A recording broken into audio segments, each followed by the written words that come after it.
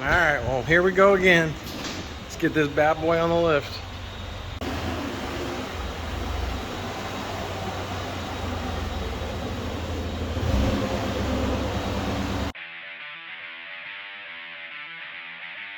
Time to get started on the front QA1 setup of our level 3 handling kit on Project 3rd Gen.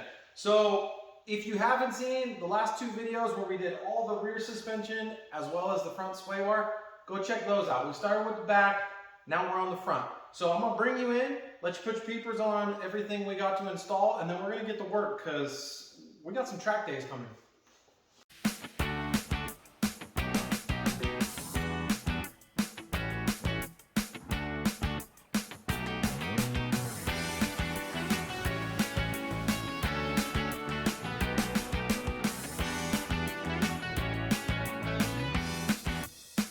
All right, well, we already got it on the lift. We got the wheel off. So we're gonna go ahead and get this hood popped so that way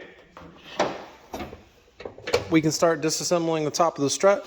We're gonna get all this bad boy taken off. Then we're gonna get it broke free down there. I already went ahead and pre-looby-doobied everything. So hopefully this crusty stuff comes off pretty good. But you know, even after a couple track days, inner fenders are still looking pretty clean. And we'll go back here and I wiped everything down.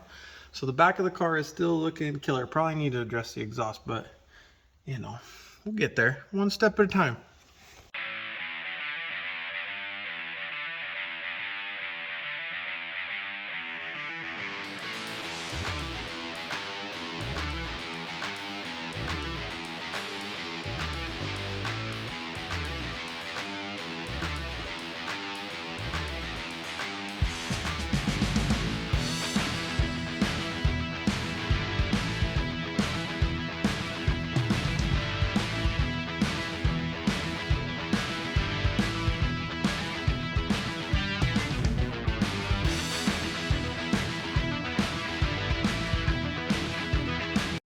All right, so in the directions, it does mention clearancing the spindle. As you can see, that's how much I had to clearance it. That is to clear the bottom of the coilover. So I left the spindle on the old control arm with the old ball joint and all that jazz. So that way I didn't hit anything or get a bunch of grinding dust on it. So I would suggest clearancing your spindles either out of the car or when you have your old setup on there. Because you do need to make a little pocket for that body to sit in. So now I'm going to hit the old flapper wheel on there, get that a little more cleaned up just so it looks a little prettier, and we'll get this baby in there. All right, bring you back in here. So I got the control arm loosened up. We got the brakes obviously out of the way. Spindle is over there. We will finish cleaning that up, the spot we clearanced, and then just cleaning the whole kit and caboodle up. We got it out. You know me, I'm probably going to end up painting it. So we're going to throw you back on time lapse, get that pulled out, and then get the new control arm in, make sure all that looks good, and then we can start reassembly. We can get the coilover back in. And I did want to throw this out there just really quick. This will be a good time. So these are side specific, and in the part number, I don't know if you can see that. You see that R right there at the end? That's for right side. So the other one has an L. Just so that way you don't forget, because if you try to do it wrong, your old knob's not going to work and none of it's going to work. Also, one other thing, it says you may need to clearance. I went ahead and beat this in. So when the coilover goes up, and it is obviously the weight is on the car, the coilover does not touch anything. But when you lift it up and the wheel goes static, the coilover body, the adjustment ring, was hitting this. I don't want it hitting it because obviously I don't want to scratch up my brand new stuff. So I went ahead, knocked that in. I'm going to repaint it, and that should give me the clearance. I also made this sure that this still has a gap, so that way it's not vibrating. But I should be good there. I'll let you know when we get it all back together.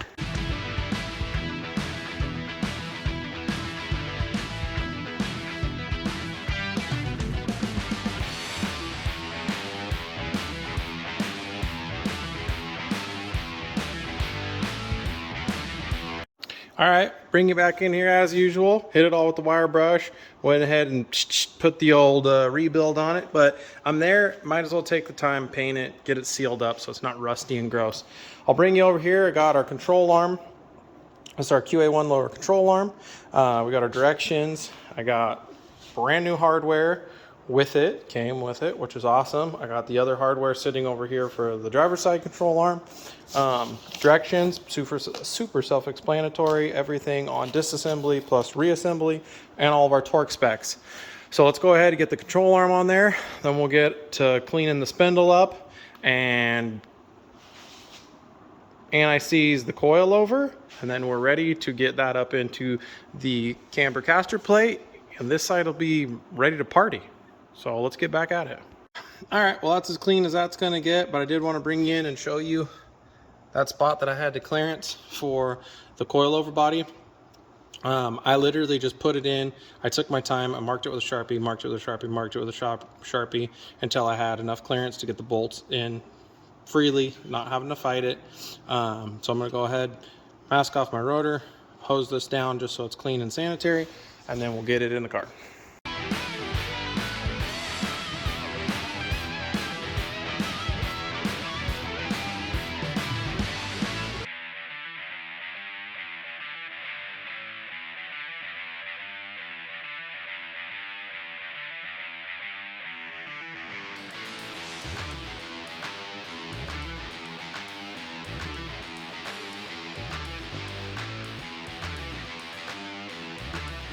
All right, well, all I have left, obviously bottom control arm, everything's tight down there, tight down there. I put the hanger back on for the brake line, tighten that down, strut is tight, both bolts on there, tie rod is on. I still have to put the sway bar on. Coilover is in and adjusted. I did clearance that quite a bit. You could probably, I'm gonna try to beat it in more on the driver's side, but it's still hanging up at full sag. I think maybe it is what it is. But I'm gonna go ahead and use my OSHA approved here ladder and put this top nut on the strut. And then I can go ahead and let the weight off this bad mamma jamma. And get going to the other side. All right, so up next is gonna be our tie rod end sleeves. I did get new tie rods and they are a little bit different than what is in here. They're obviously for it, but they look different. I'm gonna get the car aligned after I get all this done. But what I'm gonna do is I'm gonna go ahead, I'm gonna measure from the back of the threads to the front of this thread, and then I'm gonna put a mark. So that way when I pull this tie rod off, I can transfer the same mark to this side and then make that overall length. So thread end to thread end is like 5.5 inches. That way it's at least, I think, gonna be relatively close. I'll check everything with a tape measure and maybe adjust it before I take it in, but it should be close. So let's get going. All right, so 2 helpful hints. Helpful hint number 1, read the directions. So directions for overall measurement is going to be from outside of this ball joint, or center ball joint to center ball joint. Makes sense when you think about it. Also, if you are not replacing your inner tie rod, like I decided not to, take the time to clean it, because I don't know about yours, but mine was super dirty. Went to put the nut on, didn't want to gall it up. So I've been sitting here cleaning it, chasing it, cleaning it. I think I finally got it clean. So now we'll try to get the jam nut on and everything else on. All right, well, I got it all on, and let me save you the time. If you're running your original inner tie rods, don't waste your time. I spent so much time cleaning that thing up and being worried about, you know, galling it up. Ended up having to put the socket on it and chase it up and down, and everything goes on smoothly now. But I ended up putting marks on there, and I just, you know, that bugs me. Just spend the money, buy the inner tie rods. Don't waste your time. I'm gonna go ahead and order them now, which, you know what? Learn from my mistakes. So buy new inners and outers, save yourself the time. It's well worth the money if you value your time. So food for thought. Get the tighten this bad boy in, get the cotter in there, tighten the 2 jam nuts down. This side is done. All right, so I'm not gonna be a buffoon. I just went ahead and ordered the inners. They're gonna be here In 2 days. So I got this side done. Nonetheless, I'll take that back apart because I got the lift, might as well, and put the brand new one on. The other side, I am not gonna do until I have the brand new part. So learn from me. Take my mistakes. Well, there it is, one side down, all spiffied up. I even went and hit the brake caliper with some matching paint to match the coilovers. You know, just jazzing it up, it's all part of it. So now let's go get on the other side. The other thing is I also adjusted my camber caster plate. I'll show you guys installing this one on that side. Still need to tighten this top nut. I still have some more room for adjustment, but the hole in the strut tower itself will not accommodate any more camber. So if I want to give it more camber, my fear is the coil touching this inside lip. I think I'm gonna have to relief this maybe out to here some more to get, and I should be able to get some more camber out of it. But what we're gonna do is we're gonna run it, see how much camber we actually have here. We'll run it, and then if we want to make those adjustments, we'll keep tweaking on it the more we get behind the wheel, get it on the track. All right, so I'm gonna jam through showing you how to put together one of these coilovers.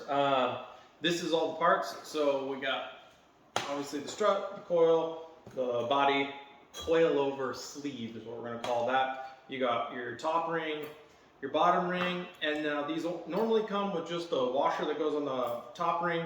I'm gonna be running the double washer with the bearing, so we're gonna wanna put anti-seize on that bearing, as well as the bearing in the upper spring cup. So pretty simple. This has a thicker rim on the bottom, so that side goes down. Bippity boppity. And then you got your bottom locking ring. What I am gonna do when I put together this side, I took my measurement, farted around with ride height for like, I don't know, 40 minutes. So I know where I need to set this ring. So what I'll do is I'll just pull it down right before where it needs to go. I'll put some anti-seize on that, on the coilover sleeve. Then I'll run it down to that anti-seize right where I know it needs to be. I might need to adjust it a little bit, but I'm gonna be super duper close. And I think that measurement was 3 3/4. So, bippity. Will be right in here. So I'm gonna go with time lapse. You can watch me do all of this, and then I'll bring you in and show you the finished product.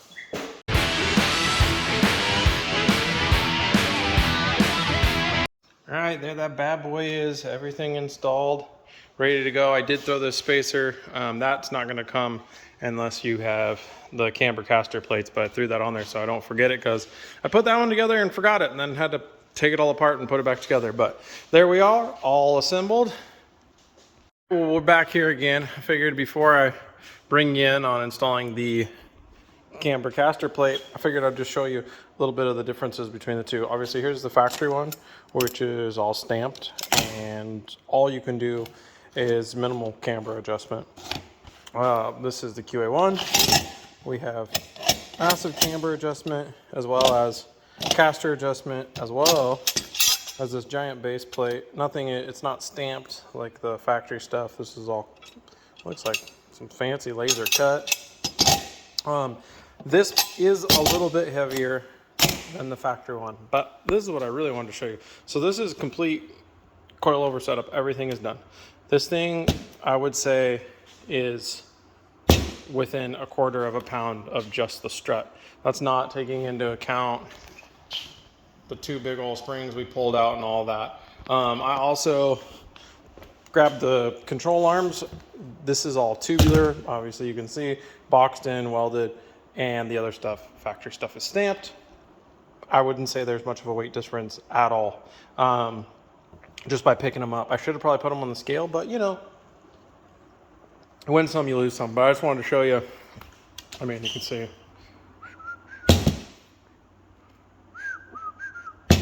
I think that might be heavier. I'm really interested. I could probably look them up, but I don't know if any of you know. Put it into the old comments. So we get back to it. Get this control arm ripped off, and then start putting it back together. All right, so I told you I would show you how to install the camber caster plate. So this is 3 pieces. You have your bearing retainer piece, which is going to be on the top. You have your stud retainer, and then you have your reinforcement. So those bad boys come up from the bottom. That goes on top. So I am going to leave this loose. I'm not going to lock it down because I don't have the coilover in yet. And it does make it life easier to have that loose when you're trying to get the coilover up and in there. So this will give you camber adjustment as well as caster adjustment. So pretty cool. A lot of the other ones just have the camber and not the caster. So we're gonna leave that bad boy there. Keep going. All right, well, I already got this one loosened up, so I figured I'll pull this off and we'll go over to the workbench and I'll show you how I measured these up, and then I'll give you a little bit of a visual reference too. It's not super difficult. Let's go check it out. All right, so I'll just give you a visual comparison. So there's the 2 new ones. I got the new inner ones. Came in from West Bay, so now we're all brand new. Everything's brand new, and I just put them to roughly the same exact length. I went center to center. It's like 17 1/4, so that's what I set my new ones at. The car is gonna have to get aligned, so that'll be good enough for getting an alignment. So let's get this bad boy in there, and then we're done tie rods. All right, so I got the car back on the ground. I'm gonna go ahead and pull the top coilover nut off. I got to get the spacer on there. We're gonna go ahead, lift a little weight off the car. I'm gonna preset my camber caster plate at as negative camber as I can get and as much positive caster as I can get, because apparently that's what these 3rd gen like. So we're gonna start with that. I already set that side, so like I said, we'll bring it back up. I'll preset that, and then we're gonna do final torque, make sure everything looks good, adjust ride height, and then we're ready for alignment. All right, we got it back in the air. So I tightened the jam nuts on the heavy duty tie rod sleeves. So that's all on. Went through, rechecked, made sure all my cotters were in. Retorqued the sway bar to the 18 foot-pounds. We're all tight. The 4 bolts holding that to the frame. So all we have left is I'm gonna make sure these are all tight. I already checked them, but I'm gonna double check them because I always get paranoid about that stuff on both sides. And then I'm gonna pull the wheels off, and we're gonna torque the struts on the bottom to the 190 foot-pounds. And then when I get the wheel off, I figured, because I completely forgot to video it, I'll show you guys the camber caster plate install. Super simple. I'll break you through. Here's the bottom. There's 2 pieces on the bottom. You have the reinforcement, which is the big piece, and then you have your bolt retainer. That slides up through the bottom. It even matches the underside of the strut, and then what goes up top is the bearing retainer, and that's where you adjust your camber and everything from up top. So I'll show you a video of that in a second. All right, so like I said, I'd bring you in on the top of the camber caster plate. So I did tighten up the top of the coilover. You got your 3 nuts on the top to tighten the camber plate. So caster, front and back, camber, in and out. Negative camber. So as you can see, obviously it's not slid all the way over, but what it is the coil is as far over as it can go in the factory bucket. So if I wanted to get any more camber out of it, I'd have to alter that top bucket, which may happen. I know on like my 240 and stuff, the camber plates that I had, you'd change that up a bit. So we'll see how it goes. We'll see how much camber it actually is, but there's the bottom. There's the top. I gave it plus caster, so I pushed it back as far as it would go. My buddy that runs these 3rd gen said, give it as much caster and camber as you can give it. So that's what we're gonna do for our base. And yeah, there it is. This bad boy back down on the ground. I'm gonna get this door opened up. Let's go take it for a test cruise. I went over everything, made sure everything was tight, made sure all the cotter pins were in, everything is torqued. So let's go for our first cruise.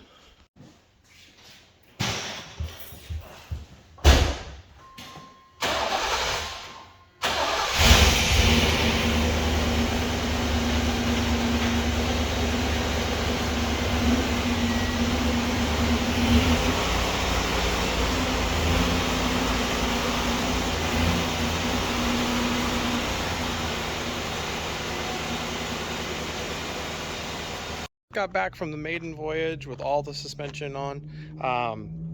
Everything rode great. Car did great going down the road. So we're going to get this thing, get it over, get the alignment done, and then we got track days. So I am super excited to hit the track with all the suspension done now. Everything is done. I have the full level 3 handling kit.